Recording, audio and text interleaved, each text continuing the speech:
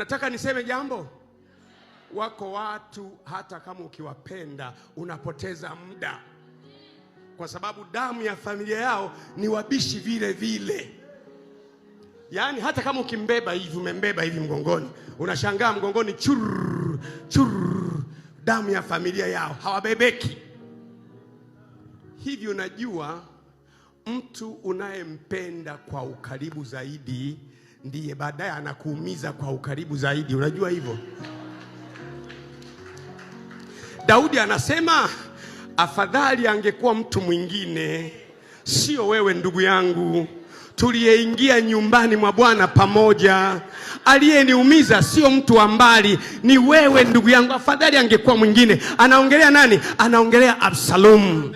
Absalomu, afadhali angekuwa mtu mwingine, sio wewe mwanangu Absalomu. Angekuwa mtu mwingine ningeelewa, maana vita kubwa kuliko zote duniani ni kulazimika kumpiga mwanao. Wewe ukitaka kumpiga unamhurumia, nisiue mtoto. Yeye akirusha kombola analusha, anataka limpate mzee afe tupate ulisi. Wewe ukitaka kumpiga unapiga kwa huruma. Hakuna jambo gumu kama kupambana mwanao. Lakini Daudi anasema afadhali angekuwa mtu mwingine, sio wewe ndugu yangu, tuliingia nyumbani mwa Bwana pamoja. Afadhali angekuwa mtu mwingine, sio Ahithofeli, sio Adonija. Lakini nataka nikwambie jambo moja, nakwambia jambo moja, sikiliza, angalia sana familia unayohusiana nayo. Kuna familia zingine hata kama ungefanyaje, talaka ni lazima. Hata kama ungefanyaje, kifo kabla ya wakati ni lazima. Hata kama ungefanyaje, utapata matukio ya ajabu, utazaa watoto wa ajabu. Na nyosha mkono kama mkono wa chuma